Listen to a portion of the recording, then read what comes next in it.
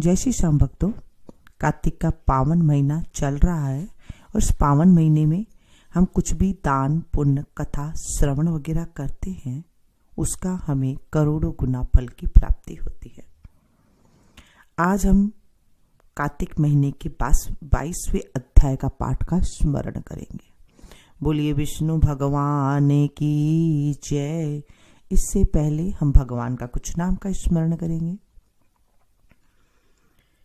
अच्युतम केशवम कृष्ण दामोदरम, अच्युतम केशवम कृष्ण दामोदरम, राम नारायणम जानकी वल्लभम, राम नारायणम जानकी वल्लभम। कौन कहता है भगवान खाते नहीं, कौन कहता है भगवान खाते नहीं, माँ यशोदा के जैसे खिलाते नहीं, माँ यशोदा के जैसे खिलाते नहीं। राजा पृथु बोले, हे नारद जी, अब आप कृपा कर मुझे यह बतलाइए कि वृंदा को मोहित कर भगवान विष्णु ने क्या किया और फिर वहां से वो कहां गए। तब नारद जी ने कहा, जब देवता स्तुति कर मौन हो गए तब भगवान शंकर ने सब देवताओं से प्रसन्न होकर कहा, हे ब्रह्मा आदि देवताओं, जलंधर तो मेरा ही अंश था, मैंने उसे तुम्हारे लिए नहीं मारा, किंतु यह मेरी सांसारिक लीला थी। फिर भी आप लोग यह सत्य कहिए कि इसमें आप सुखी हुए या नहीं। तब तो ब्रह्मा आदि देवताओं के नेत्र हर्ष से खिल गए और उन्होंने शिव जी को प्रणाम करके विष्णु जी का वह सब वृत्तांत कह सुनाया जो उन्होंने बड़े प्रयत्न से वृंदा को मोहित कर दिया था, तथा वह अग्नि में प्रवेश कर परम गति को प्राप्त हुई थी। देवताओं ने यह भी कहा कि तभी से वृंदा की सुंदरता पर मोहित हुए विष्णु उनकी चिता की राख लपेटे इधर उधर घूमते हैं। अतएव आप उन्हें समझाइए, क्योंकि यह प्रकृति सदा चराचर आपके अधीन है। देवताओं से यह वृत्तांत सुन शंकर जी ने उन्हें अपनी दुस्तर माया समझाई और कहा कि यह सारा जगत उसी के अधीन है। उसी से मोहित विष्णु भी काम के वश हो गई हैं। परंतु महादेवी उमा त्रिवेदी की जननी सबसे परे हैं। वह मूल प्रकृति परम मनोहर और वही गिरिजा भी कहलाती है। अतएव विष्णु का मोह दूर करने के लिए आप सब उनकी शरण में जाइए। यदि वह प्रसन्न हो जाएंगी तो आपका सब कार्य हो जाएगा। भगवान शंकर की आज्ञा से सब देवता मूल प्रकृति को प्रसन्न करने चले। उनके स्थान पर पहुंचकर उनकी बड़ी स्तुति की। तब आकाशवाणी हुई, हे देवताओं, मैं 3 प्रकार से तीनों गणों से पृथक होकर स्थित होती हूं। सत्य गण से गौरी, रजोगुण से ज्योति रूप हूं। अतएव अब आप लोग मेरी रक्षा से यदि सादर उन देवियों के पास जाओ तो वह तुम्हारे सब मनोरथों को पूर्ण कर देंगी। यह वाणी सुनकर देवताओं के नेत्र खुल गए। वह भगवती का आदर करते हुए गौरी, लक्ष्मी और सरस्वती को प्रणाम करने लगे। सब देवताओं ने भक्ति पूर्वक उनका स्मरण किया। सब देवियां प्रकट हो गई। सब देवताओं ने प्रसन्न होकर भक्ति पूर्वक अपना निवेदन किया।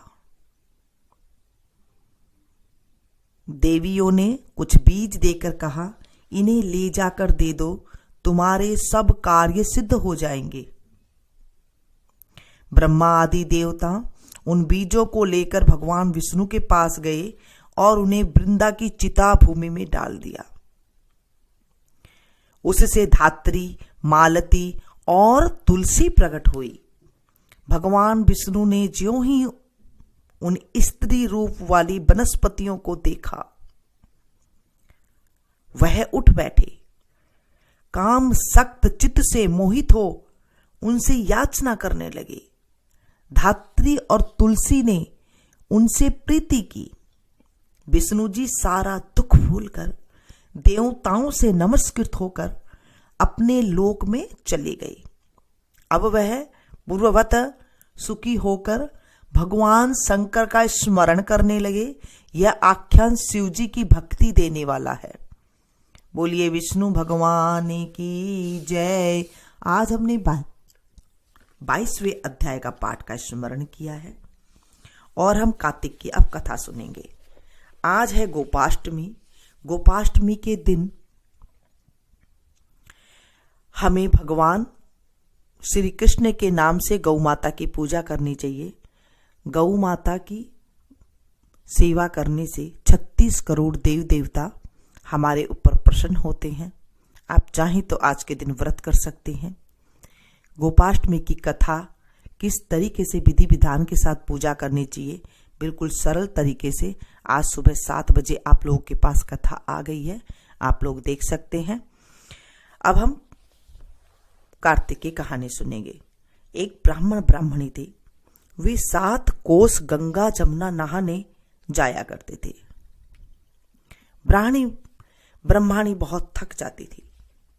एक दिन वह बोली, कोई बेटा होता तो बहू आ जाती, घर में खाना बना हुआ मिलता, कपड़े धुले हुए मिलते। ब्राह्मण ने कहा, तूने बहुत बड़ी बात कह दी, ला मैं तेरे लिए बहू ला देता हूं। एक पोटली आटा बांध दे, उसमें थोड़ी सी मोहर असर भी डाल दे। उसने पोटली बांध दी। ब्राह्मण पोटली लेकर चल दिया। कुछ दूर पर जमुना जी के किनारे लड़कियां अपने अपने मिट्टी का घर बनाकर खेल रही थी। सारी लड़कियों ने अपना घर तोड़ दिया। उन लड़कियों में से एक लड़की बोली, मैं तो अपना घर नहीं बिगाड़ती, मुझे तो रहने के लिए चाहिएगा।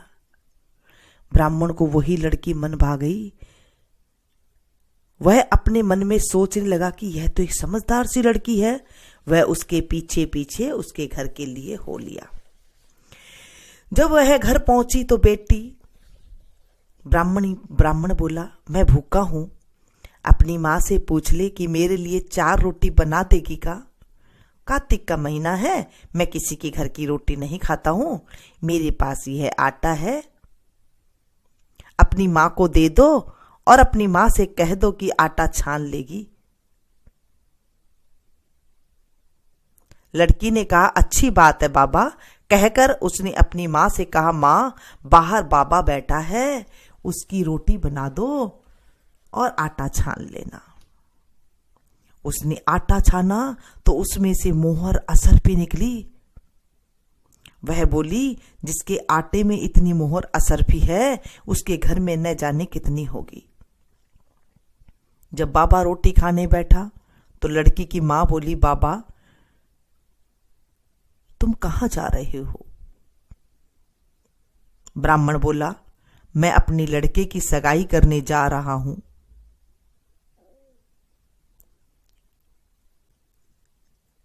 लड़की की मां बोली, तुम लड़के की सगाई करने जा रहे हो? बाबा कहने लगा, मेरा लड़का तो काशी जी पढ़ने गया हुआ है। लड़की की मां बोली, मेरे लड़कियां हैं, अगर तुम कहो तो मैं इस लड़के के साथ, मेरी लड़की के साथ तुम्हारा लड़के का विवाह करा दो। ब्राह्मण बोला, मैं तो खांड के कटोरे के साथ लड़की का विवाह करूंगा। मेरा लड़का तो अभी काशी जी पढ़ने गया है, पढ़ने के कई दिनों बाद वो आएगा। लड़की की मां ने सोचा कहीं और ये रिश्ता ना पक्का कर आए, तो लड़की की मां ने कहा, कोई बात नहीं, कर लो। ब्राह्मण ने कहा, तुम कहो तो खांड के कटोरे से तुम्हारे लड़की को ब्याह कर ले जाऊं। लड़की की मां बोली, अच्छा बाबा, अच्छी बात है, ले जाओ। लड़की का ब्याह हो गया खांड कटोरे के साथ।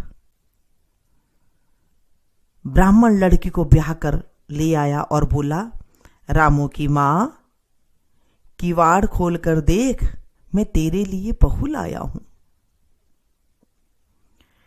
बुढ़िया मन में सोची, कहां बहू? उसने जोर से कहा, दुनिया तो मुझे ताने मारती थी, तुम भी मुझे ताने मार रहे हो। हमारे तो 7 जन्म भी बेटा नहीं है, बहू कहां से आएगी? ब्राह्मण ने कहा, तू किवाड़ तो खोल। उसने किवाड़ खोल के देखा, सामने बहू खड़ी है। सास आदर सत्कार से बहू को अंदर ले आई। जब बूढ़े बुढ़िया नहाने जाते, बहू सारा काम करती, खाना बनाती और कपड़े धोती, रात को उनके पांव दबाती। इस तरह से बहुत सा समय निकल गया, खुशी खुशी से समय निकल गया। सास बोली, बहू, चूल्हे की आंच न बुझने देना, मटके का पानी न खत्म होने देना। एक दिन चूल्हे की आग बुझ गई। बहू भागी भागी पड़ोस में गई और बोली, पड़ोसन, मुझे थोड़ी सी आग दे दो, मेरे चूल्हे की आग बुझ गई है, मेरे सास ससुर आते ही होंगे। सुबह 4 बजे के गंगा जमुना नहाने गए हैं। पड़ोसन ने कहा, तू तो बाबली है, तू कौन सी बहू है? तुझे तो ये यूं ही उठा कर ले आए हैं, उनके तो 7 जन्म भी कोई बेटा नहीं है। बहू बोली, ना बाबा ना, इनका बेटा तो काशी जी पढ़ने गया है। पड़ोसन बोली, तुझे तो झूठ बोल कर लाए हैं। वह बोली, अब मुझे क्या करना चाहिए? पड़ोसन ने कहा, जली फूकी रोटी बना दे, आलूनी खिचड़ी बना दे,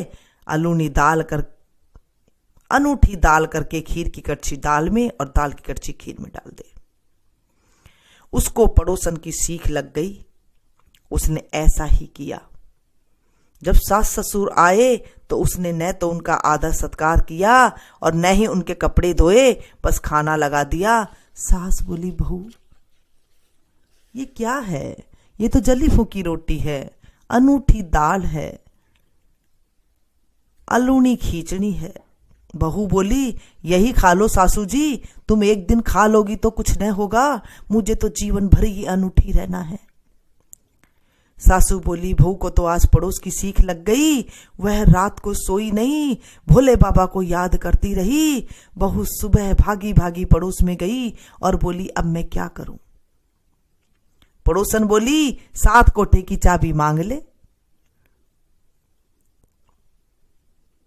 जब सासू जाने लगी तो बहू आगे अड़ गई और बोली, बाद में जाना, पहले मुझे 7 कोठों की चाबी दे दो। ससुर ने उसकी सास से बोला, चाबी दे दो, आज भी इसका है, कल भी इसका, हमारा क्या है, आज मरे कल दूसरा दिन।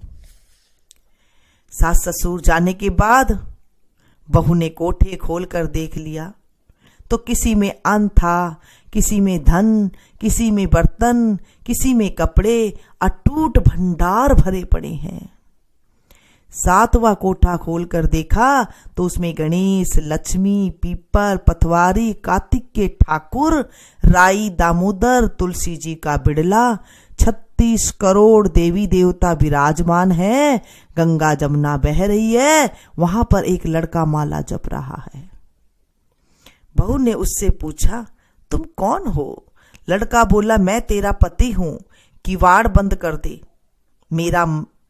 मेरे माता पिता आएंगे तब खोलना। अब तो बहू बहुत खुश हो गई। 36 प्रकार के भोजन बनाए, 16 श्रृंगार किए, रांची रांची डोले, ऊपर नीचे चढ़े उतरे, कब सास ससुर आए और कब मैं बात करूं, कब मैं उनको दिखाऊं। जब सास ससुर आए तो बड़े प्यार से उनसे बातें की, उनके कपड़े धोए, खाना खिलाया। बूढ़ा बोला, बहू तो धन देखकर राजी हो गई। बहू सास के पैर दबाती जाए और कहती जाए, माँ जी, तुम कोसों दूर 12 कोस गंगा जमुना नहाने जाती हो, थक जाती होगी, तुम घर में नहा लिया करो। सास बोली, बावली, कहीं घर में भी गंगा जमुना बहती है? बहू बोली, हाँ माँ जी, अपने घर में ही गंगा जमुना है। सास बोली, बहू घर में छोड़ गांव में ही नहीं है? बहू ने कहा, चलो मैं दिखाती हूं। आगे आगे बहू, पीछे पीछे सासू भागी जाए। उसने 7वां कोठा खोलकर दिखाया। उसमें गणेश, लक्ष्मी, पीपल, पथवारी, तुलसा, कार्तिक के ठाकुर, राई दामोदर, शिव पार्वती, 36 करोड़ देवी देवता विराजमान है। गंगा जमुना बह रही है। तिलक लगाए चौकी पर बैठा एक लड़का माला जप रहा है। माँ बोली, बेटा तू कौन है? वह बोला, मैं तेरा बेटा हूं। बुढ़िया पूछी, तू कहां से आया है? लड़के ने कहा, मुझे कार्तिक के देवता ने भेजा है, मुझे विष्णु भगवान ने भेजा है। माँ बोली, बेटा ये दुनिया क्या जानेगी? क्या जानेगा मेरा घर का धनी? क्या जानेगी देवरानी जिठानी? क्या जानेगी अगड़ बगड़ की पड़ोसन? क्या जानेंगे मेरे रिश्तेदार? तो मेरा बेटा है। उसने पंडित जी से पूछा तो पंडित बोला, बहू बेटा खड़े हो जाए नदी के इस पार और बुढ़िया खड़ी हो जाए उस पार। लोहे की आंगी, लोहे का कपड़ा पहन ले, छाती में से दूध की धार निकले, बेटे की दाढ़ी मूछ भीग जाए, पवन पानी से गठजोड़ा बंध जाए, तब जाने की यह बुढ़िया का बेटा है। उसने ऐसा ही किया। चाम की अंगिया फट गई, छाती में से दूध की धार निकली, बेटे की दाढ़ी मूछ भीग गई, पवन पानी से बहू बेटे का जोड़ा बंध गया। ब्राह्मण बहुत खुश हुआ। हे कार्तिक के ठाकुर, राई दामोदर, श्री कृष्ण भगवान, जैसे बहू बेटा उसको दिए वैसे सबको देना। हे राई दामोदर, मुझे भी देना, मेरे बच्चों को भी देना। इस कहानी को जो सुने सुनाए हुकारा भरे उनको भी देना। कहानी अधूरी हो गई हो तो पूरी करना, पूरी हो तो हे मेरे प्रभु इसे स्वीकार करना। आज हमने राई दामोदर की भी कहानी सुनी है, कार्तिक की कहानी हमने सारी सुनी है। इस कहानी को आप ज्यादा से ज्यादा शेयर करें ताकि औरों को भी लाभ मिल सके और आपको भी घर बैठे जो है पुण्य मिल सके। आज गोपाष्टमी के दिन आप कथा अवश्य सुने। जो आपके पास 7 बजे सुबह पहुंच चुकी है, आप उसे देखें और उसे भी जो है शेयर करें ताकि गोपाष्टमी के दिन कैसे पूजा का विधान है, कथा अवश्य सुने। दिन में किसी भी टाइम पे आप गाय की पूजा कर सकते हैं। मिलती हूँ फिर से एक नई वीडियो में नई जानकारी के साथ, और इसके बाद आपको पंचभिक्षु की कहानी के बारे में पता लग जाएगा। बोलिए विष्णु भगवान की जय। जय श्री